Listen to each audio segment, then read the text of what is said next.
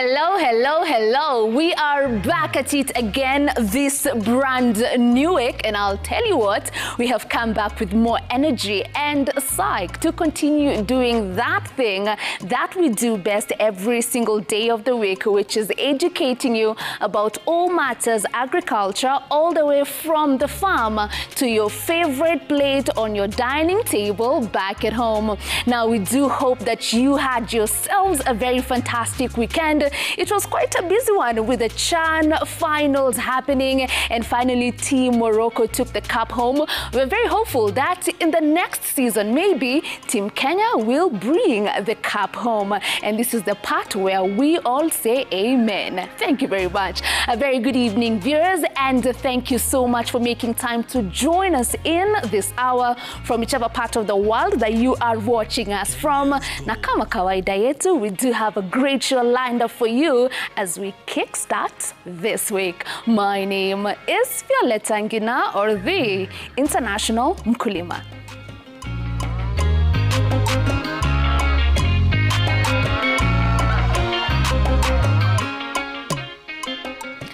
Great. Now, I know you're wondering, kwa nini niko peke yangu? Well, my fellow farmer and host, Emmanuel Terrer, is out in the field doing what we do best, interacting with different farmers, making sure that we are bringing you interesting and inspiring stories on all matters agriculture. He will be back with us in studio very soon. Now, moving on to the agenda of the day, every single Monday, we do focus on the horticultural sector. Here we are talking about your fruits, your flowers, your vegetables, your medicinal and aromatic plants as well. Now, for the last few Mondays, Kenya's Gold has been coming through to you from Dodoma, Tanzania. And the reason as to why we were in this region is to learn so much about grape farming. Now, why this education is very important for us here in Kenya is because as of now, we are importing about 90% of the grapes that we do consume here at home. Now, Dodoma being a region where grapes is the most significant crop grown, we decided to go there and learn so much about grapes and value addition. Later on here in studio with an expert, we will be talking about what we can do here in Kenya to make sure that we are upscaling our production. So do stick around for that and more. But first, we are going to start the program by going back to Dodoma to continue with a story that we started last week on value addition of grapes. Remember, the agenda is to make some wine. Take a look.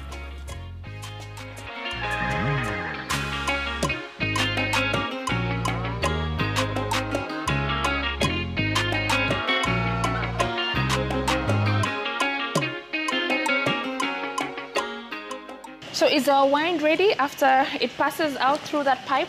So not exactly. So we have to, like I said, press, and then after pressing, it presses it to fermentation tanks where it will continue its fermentation. So there's more fermenting after here? Oh, most definitely. So, okay, let's go step by step. Once it leaves that side, yeah, 4 days? 4 days to thereabouts. Depending, yeah. It comes here? Yeah. So it gets pumped into a pressing machine like this one. Okay. We've got two here. All right. Which are more or less similar size. Each one of these can has a capacity of around 12 to 13.5 tons of fermented skins. Okay. So in this case, it's like, imagine, because that one tank has 12 tons in it. Yes. So once you remove the juice, the quantity of skins in there is worth still 12 tons. Right. So this is for the skins? Yeah. So or all not the wine that we got? Oh, yeah. I mean, all the wine will still get pumped in here just for sieving, we might say. Okay. So, because as you collect as the wine flows from the maceration tank, when you open the valve, right? You'll still get a few skins in there, some seeds. So we put it through the machine because the machine has little tiny sieves where only the juice will go through, only the wine. Okay, okay. And the seeds and everything else will be trapped inside. Oh, okay. And then after that, we pump the skins into the machine. Okay. Yeah. All right. So the skins come in, and this can hold, so that entire tank can fit in this. Yeah. So that gets pumped in here, where in here, like I said, is a bladder. A bladder which once we've pumped everything in, Yeah. so there's a bladder inside that fills up with air. Air, yes. And as the air comes in, it gently Gently squeezes, squeezes the skin. yeah, the skins to Right. release the wine. The wine, yes. Yeah. So what it happens in phases. I'm sorry. No, just continue. Okay. It happens in phases, and it's also automatic. So once we've loaded it up, you select a program that fits what you're trying to press. So in this case, we're pressing red fermented skins. And for our case, we have a program that is best for us, where we'll get the best yields, but also not over-extract from the skins. So we'll select the program, and what it does, it will go through phases, so intervals. Because what happens is, if you press too hard at once, what happens is you'll have trapped juices between the skins. So what happens is it presses lightly, so say 200 millibars the first time. And then so once everything is pressed, it all cakes up. It turns solid in a way. Like with anything else, if you squeeze things together, they kind of like stick together. Yes. So in order to make sure that you're efficiently pressing, you have to break it down. So it rotates, breaks it all down, and then it will press again. And then when it's done with that phase, it will go to a different phase. So maybe increase the pressure to 600, Right. go through that cycle, and then 1,200, 1,800, and then it's done. Right. So it might take around an hour. Yeah. And after that, we get our juice, we sieve it. Yeah, so it's sieved inside yeah. as it drops down through. So this is our collection bucket where the juice will come in and be collected. As you can see, we're just done pressing. You can see some of the wine The over wine there. here. Yeah. And then it comes here. And then, yeah, we connect this to a pump, Oh. which will pump it into a fermentation tank. Yeah, so we do away with the skins after that. Yeah, we do away with But the I skins. think it can also still make the compost for those who are into Compost, the but compost. we're also, we also take the seeds and make oil from them. Yeah, we've also What gone kind into of the... oil? Like body oil, hair oil, cooking oil? It could do all that. Grapeseed oil could do all that. But in this case, we're more into the cosmetic aspects of it. So we made face serums. Face serum? And hair oil. No way. Yes. You know you're speaking to a girl. Yes, I do realize that. All right. So this is our other cellar. So once we collect from that side, it comes here. It comes in here. What's the difference between the fermentation that's happening here and the one that's happening on the other So side? on the other side, especially the maceration end, that was fermentation on skin, on the skins. So in this case, we're just pumping it into these, well, slightly bigger, relatively smaller compared to other tanks you'll see later. Yeah. But we're pumping it in here so for the rest of the fermentation to happen. You see, in 4 or 5 days, the bulk of the fermentation happened there. We went from 22 bricks all the way down to almost About 8. 8, yeah. But the rest will actually take, up until the rest of the sugar is gone, it might take almost 10 days. The total process is like 2 to 3 weeks. So it's a lot slower at this point because the environment inside the wine is not the same as it was when it was juice. Because in the beginning there was no alcohol, so the environment was very friendly to the yeast. But as it goes on, I mean, it gets a little more alcoholic, Yes. and then the yeast don't necessarily like that very much. Yeah. So the process gets a little more difficult and slower. Yeah. So there's still someone who's coming in here every single day to test Yes. what is happening to our wine that is fermenting. Most definitely. All right. And as the winemaker, I have to make sure that, I go through all the tanks every day. Every single day. Every single day. Like our supervisor used to say, like a doctor checking on patients. The way they do the morning rounds, just Exactly. checking how they're doing. So Yeah. you do the same with the wine. You need to monitor every single tank and make sure that it's doing okay. Otherwise, it surprises you. You checked it last week, it was okay, and now something is wrong. Right. Yeah. Is it sensitive? Is it a sensitive process? Well, yes and no. Because, sometimes it's a little easier, when you're doing this, when you know what you're doing, it's not as sensitive. But then sometimes, especially early on, when it's not second nature to do the things that that need to be done, it is very sensitive. Wine can seem like the most sensitive thing in the world. Right. Yeah. Great. So now, after 10 days, it's fermented here. It's dry. So in this case, all the sugar is gone. It's been fermenting in here. So for example, these tanks here, these fermentation tanks here are 30,000 liters each. And as you can see, there's a difference between those tanks and these. 'Cause Yeah.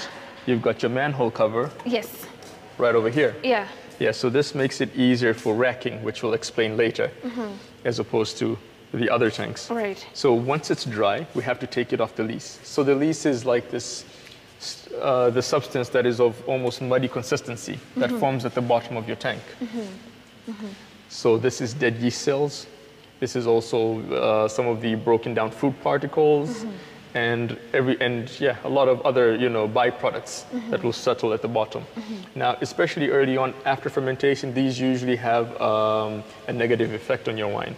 So you need to quickly remove your wine from it. So in this case, we rack it off. So racking is just the process of transferring your wine from one tank to another and leaving the lees at the bottom. So as you can see here, we have 2 valves. So I mean, just normal transfer would just use the bottom valve, but then if you do that, you'll take the lees with you, all the stuff that is collected on the bottom. Yeah. So here it's better because you won't get the stuff at the bottom. Precisely. But why is this one there then? Well, you'll need to clean your tank at some point. Oh, okay. Well, okay, logic. Yeah, so all right, okay. You need that. But then sometimes you also, when adding, things during the process or in other processes, we'll have processes where we'll have to pump over this tank. Okay. So to mix the bottom with the top. So we've added something into this. So we have to use that valve to make sure that everything is pumped through and have a uniform solution at the end of the day, homogeneous wine at the end of the day. Okay. So if we're adding, say, a nutrient or whatever else. Yeah. But when everything is settled and you're trying to just take your clean juice out or your clean wine out, then it's very important to use your racking valve. Great. So now after we remove it, After 10 days, we remove it and we open the manhole cover and we make sure we remove everything below the racking valve that is still clean. Yeah. We take it to another tank and at that point, we're talking about the red wine making process here, it undergoes another process we call malolactic fermentation. Which is a change of acid. It's a bacterial process where malic acid will turn to lactic acid, which is a little more softer. So it makes your wine a little softer, but it also makes your wine a little more biologically stable. Because sometimes if it does not undergo this process, it could happen inside the bottle. You don't want that, so might as well do it now. How long does that process take? 2 weeks to a month. Oh. Yeah. So already we had 4 days, about 4 days there, and then another minimum of 10 days in 10 here. 10 days here, that's minimum. 2 weeks at the very minimum. So this could be 2 to 3 weeks, and then a month almost a month on the other. So we're tank. going to 2 months. At this point, yes, we're at 2 months. We're at 2 months. Yeah, no glass has been served yet. When are they getting served? Do you have some more time to go? Oh, yes. I mean, minimum, if we really want to push wine that early, we have another 6 months. So now we have some 6 more months to go. Still in a fermentation tank. Still, in these processes, storage, whatever. So we still have some time. Right. So for it to mature well, right, and you're like, this now can be served. The minimum amount of time for that is? Again, like I said, it depends. Okay. It depends. But depending on the type of wines we have here, so usually some wines would take a year, but reds, we're talking about here, reds. Right. And minimum would be 8. So it means the wine that you're actually serving or is in the market right now, this process started last year? Yes.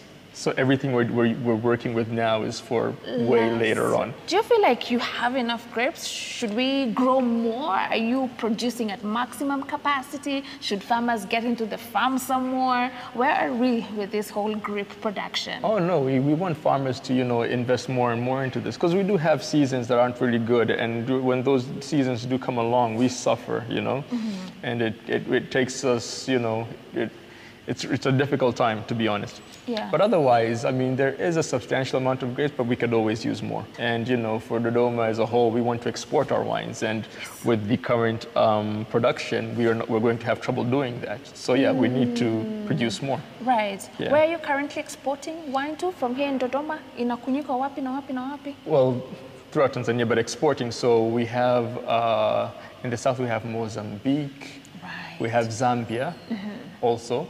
And we have Kenya, Uganda, obviously. Right, We have Burundi, mostly, and a little Rwanda. But then outside that, we do China. But we're really eyeing the Chinese market too. Right. Yeah. Are we going to reach a time when we are able to compete with the big boys in the wine industry, grape industry? Let's say South Africa, because a lot of wine that is consumed is from South Africa. What will it take for us to get there? And maybe you can tell us the structure. You've been there, I'm sure. Yeah. So are farmers there, like more farmers with vineyards, or how does it work there? Well, okay, no expert on this, but I mean, I'd say the South African market or the farmers over there are a little more, first of all, they have a lot of, what do they call these, co-ops maybe, where the farmers actually own wineries. So they are involved with the value addition process all the way sometimes to the final consumer. So they can get, it takes a little more from them, but then they also get a little more bang for their investments. Right. As opposed to farmers here where, you know, most of them, you grow your grapes and then you'll sell them to a winery. Right. And your journey ends there. And your journey ends there. Yeah. So that, I mean, in this case, you need great upfront pay. You want your grapes will naturally be more expensive because, you know, you need enough money to sustain yourself and do all these other things. Yes. But over there, it's a little different because, you know, I'm the farmer, but then I also own the winery. The winery. Yeah. And so by the end, once the wine is sold, I get a little more money than, so I think that is like the biggest difference. Right. And also because the farmer is involved directly with the winemaking process, they understand the quality needed for wine.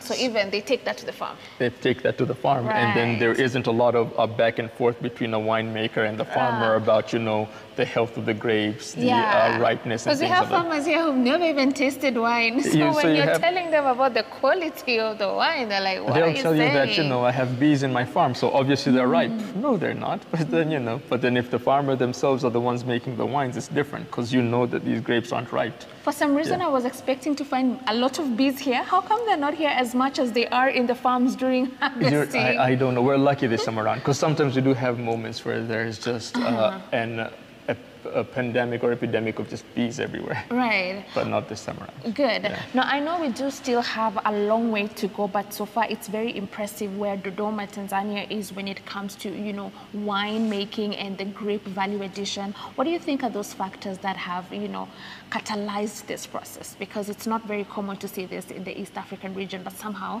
Tanzania is on the forefront for that. I think what really catalyzed this growth is the investors that came before us. You know, people looked at this, and even early on, the government put a lot of effort into research and actually spreading the vines and cuttings to farmers so that they can grow grapes, and incentivizing small factories to start up. And there was a government factory back in the day. So that really brought it to life, you know, from something that was really tiny and small to something that actually was, you know, the major agricultural activity in this region. Right.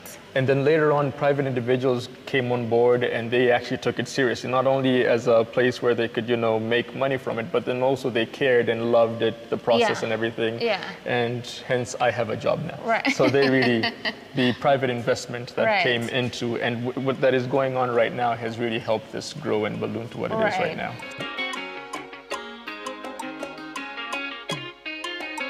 So these are the barrels. Yes, these are the barrels. What's the whole point of putting wine in the barrels? Well, it ages better in a barrel. Because the other thing is, wine ages faster, in a way, when it's in a smaller container. So the larger the container, the slower the maturation process. Right. So this will actually help mature the wine a little faster because it's smaller. But then the other thing is that wood is permeable to air. So what happens is small amounts, microscopic bubbles of oxygen, let's say, permeate the wood into the wine, and the wine does the same. Some of it is lost into the wood and by evaporation. Right. And this actually helps, this micro-oxygenation of the wine actually helps it develop very nicely at the end of the day. Okay. Although usually oxygen is like, oxygen and wine don't get along because oxygen ruins wine. There's a lot of science in there. A little bit, but then, that leads to the good quality of the wine. It's like cooking. Right. You said you're not a kitchen person. Yeah, but then again. But you like some good food, I'm sure. Of course I do. What do you like to eat the most? Ah, man, when a person asks you that question, your mind goes blank. I'm a very simple person. I don't even know what I like, but yeah, anything. Salad. I enjoy chicken salad. There you go. Did he just say a chicken salad? Chicken salad. Yeah, okay. All right, so finally, as we wind up, just tell us how important grape industry is. You are traveled all across the world. If we are to emulate some of the things that you have seen, what can really help our farmers when it comes to the grape industry? Talk to us about how important that is. I mean, I'd say more knowledge, because right now, I mean, we do have moments when farmers are affected by either it's a pest in the field, or sometimes it's this back and forth between the winemakers and the farmers, because we're all on opposite ends of this.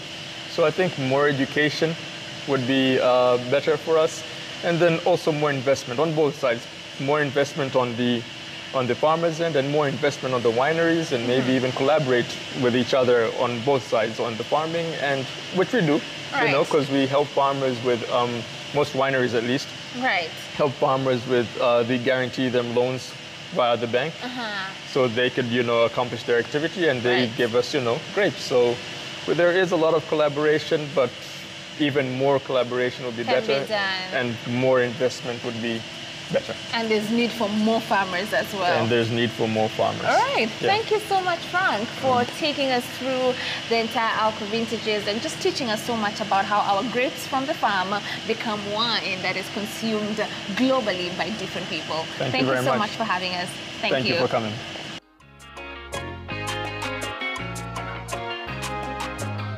Kenya's Gold.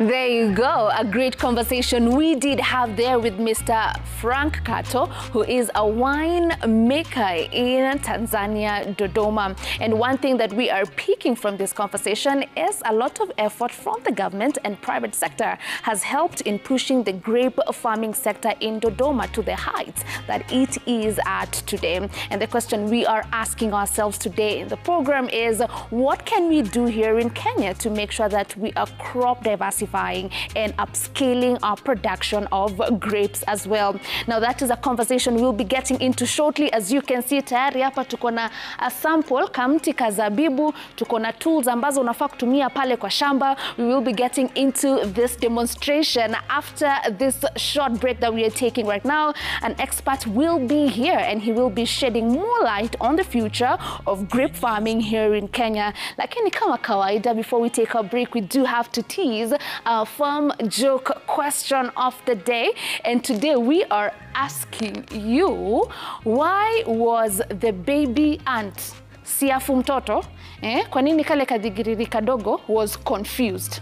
Why was the baby ant confused? Start sending in your answers across all our social media platforms. On Instagram, we are at Kenya's Gold. On X, we are at Citizen TV Kenya. See you after this break with a lot more when it comes to grape farming in Kenya.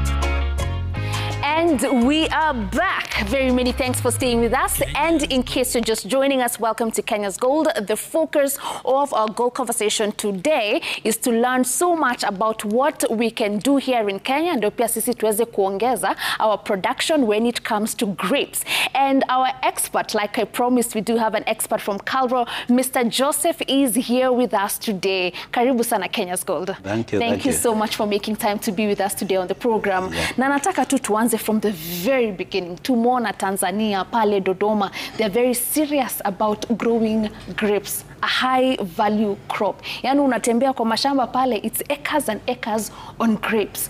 Why are we not growing as much grapes here in Kenya, given that we have the climate that can support it and the soils as well?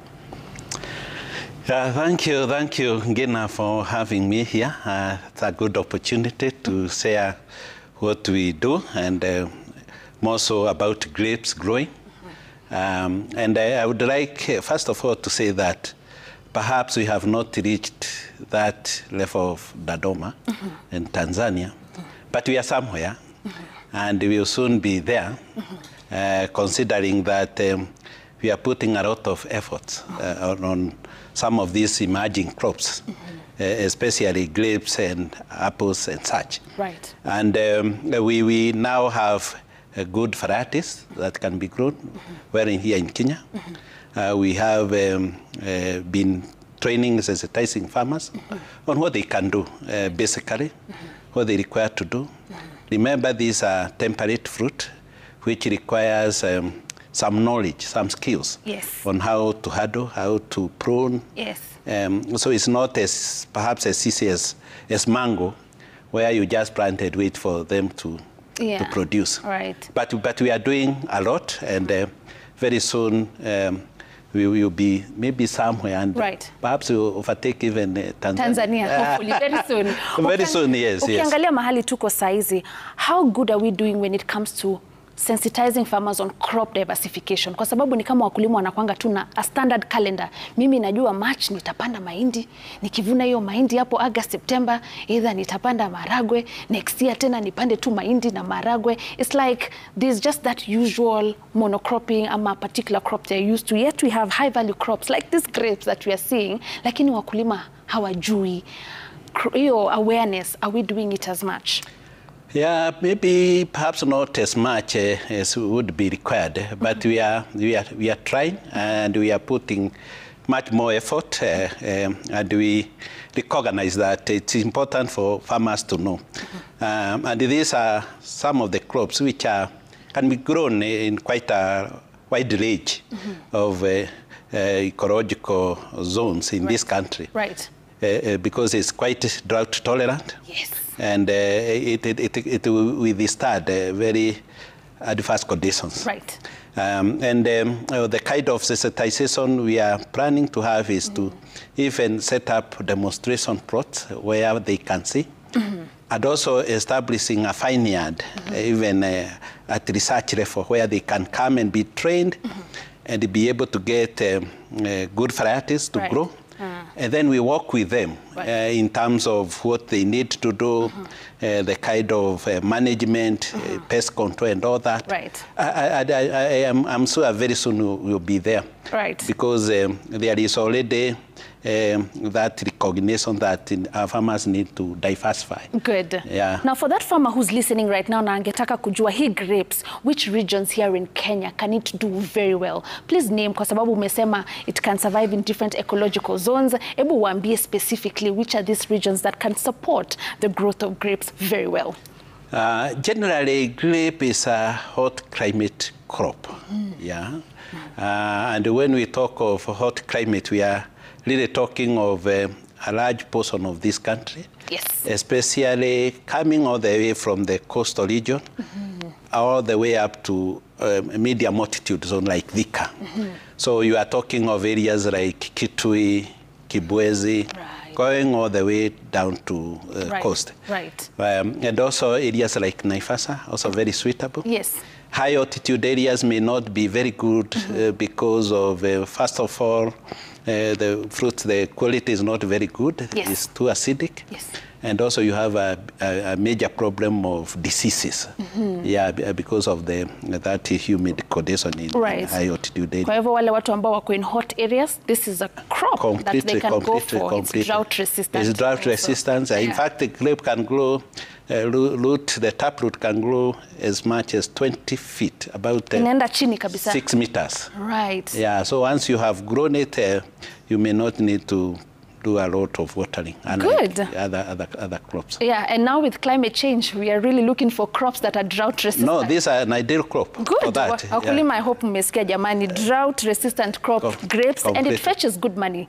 It's one of the very high value crop. A kg of grape you sell for between 400 to 600 Kenya shillings, which is far much higher than most of the crops that we grow. Farmers are growing. Good. Now I want us to come here. Hapa tuko na a young tree. Yes, this is the beginning. This is the beginning. Hii inaweza kuwa kama miezi mingapi kutoka from the seedling? It's about 6 months. 6 months. Yes. All right. Now, when we are talking about a farmer getting seedling ya mzabibu, kwa sababu huwa wanaitoa tu bado kutoka kwa mti wenyewe, unafaa kuchukua kwa mti ambao imefika miaka mingapi? Kama nisikuje hapa nianze kusema natafuta seedling hapa. So I should get a seedling from a tree that's about how old? About 2 years. Well grown, that has fully established. Because for the cane, what you use for planting, or what we call simple language cutting, it has to be mature. Right. It has to be mature. It has to have turned golden brown in color. Yeah, it must be pencil size, like what you can see here, in terms of thickness. Yes. And it must have several buds. You can see this is how, where now it to sprout. Right. As it forms roots and that. Right. So, and the cutting must be at least a foot or 1.5 to 2 feet. Right. Yeah, so don't go for very young cuttings. Otherwise, they will just rot. Right. And they should not have so much water. They should be fairly having low water content. Otherwise, if you have too much water, they will rot. Right. Kwa hivyo tusikate seedling yetu from a tree that's less than 2 years old. Completely. All right. Completely. Now we have some tools here. I understand you want to teach us a bit on pruning and also just how to establish our vineyards. You will get to do that when we come back from this second break. Do stay with us.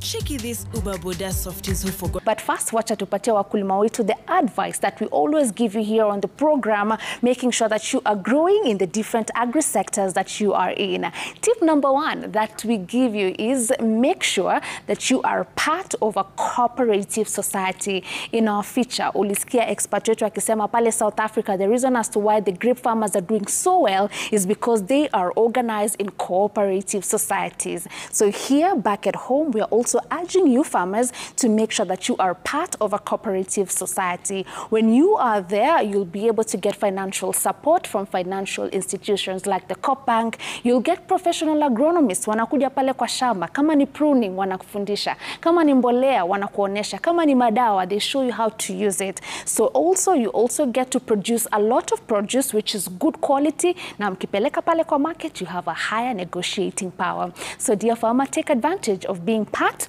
of a cooperative society and also take advantage of the support that is being offered by the cooperative bank. And now we are back here with Mr. Joseph. Tunataka kuelewa tupande haje our grapes. So you say this is a seedling that can go to the farm?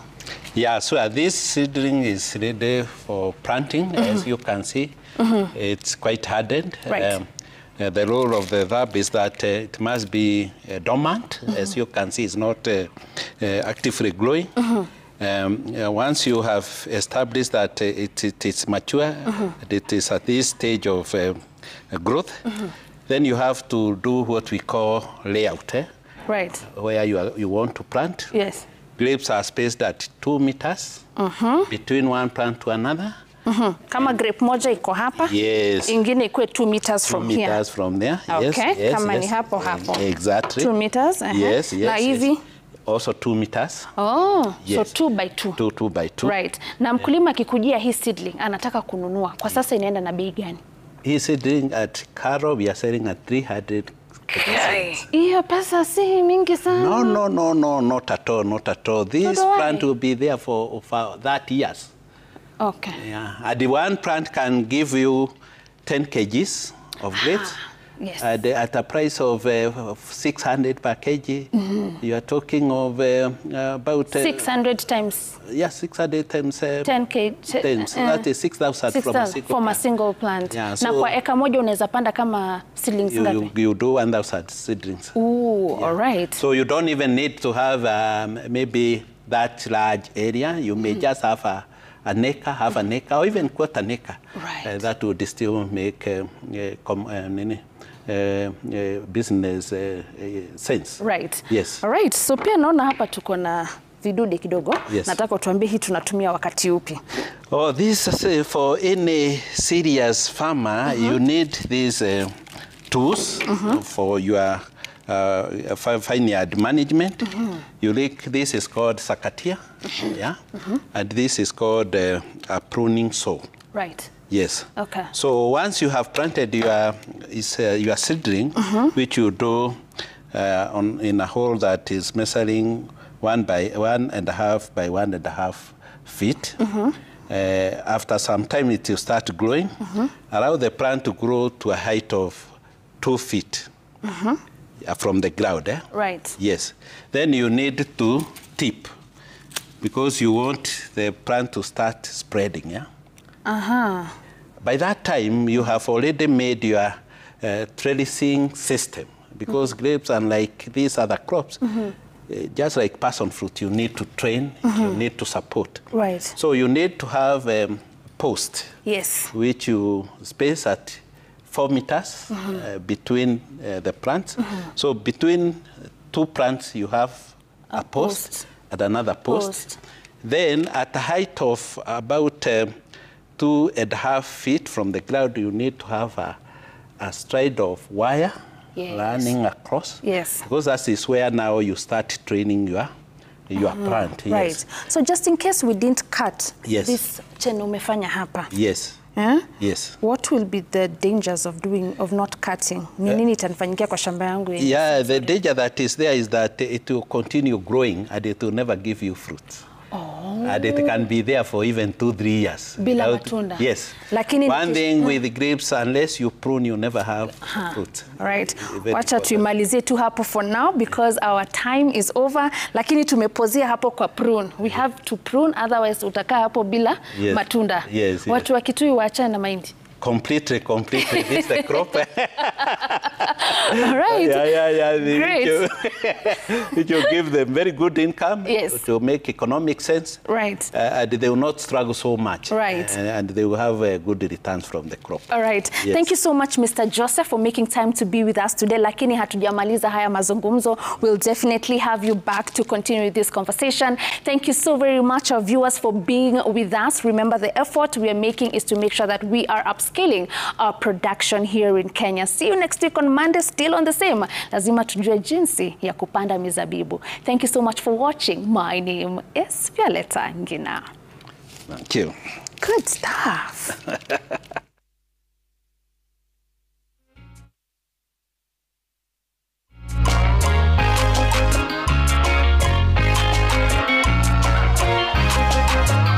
Kenya's Gold. Brought to you by Cooperative Bank of Kenya. And the Cooperative Bank pre-owned